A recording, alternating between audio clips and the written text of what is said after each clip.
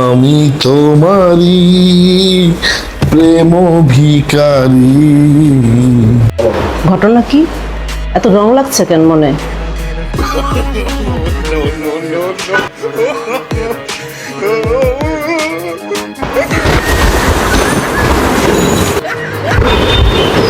মোবাইলের মধ্যে তো কিছুই খুঁজে পাইতেছি না।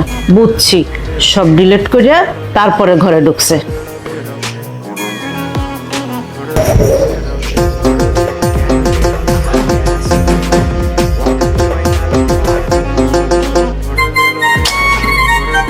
দেখি তো,